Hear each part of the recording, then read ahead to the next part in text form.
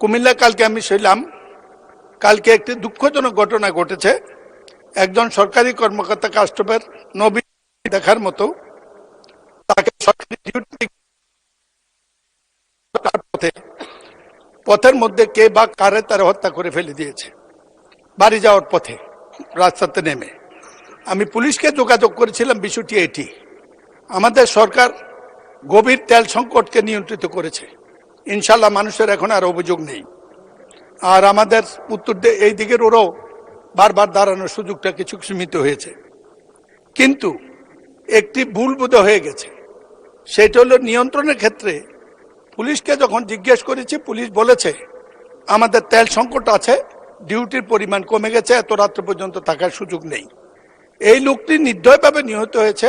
Custom কর্মকর্তা, কুমিল্লা মানুষ তাকে পছন্দ করে। কালকে এই মৃত্যুর ঘটনা আলোড়ন সৃষ্টি করেছে। পুলিশ বলেছে তাদের তেল সংকট আছে, তেল নাকি রেশন হয়েছে। পুলিশকে তেল রেশন না করলেও আমি মনে করি অসুবিধা হবে না। এমনি আইন শৃঙ্খলা পরিস্থিতি উন্নতির দিকে আমি স্বরাষ্ট্রমন্ত্রী এখানে নাই, মাননীয় প্রধানমন্ত্রীর দৃষ্টি আকর্ষণ করব। এই ব্যাপারটি পুলিশের তেল রেশন, আইন শৃঙ্খলা বাহিনীর তেল রেশন অবিলম্বে প্রত্যাহার করা হোক, নাইলে আইন শৃঙ্খলা সংকট সৃষ্টি হবে। এতে আমাদের জনগণের নির্বিঘ্নে চলাচলের সমস্যার সৃষ্টি হয়। ধন্যবাদ মাননীয় স্পিকার।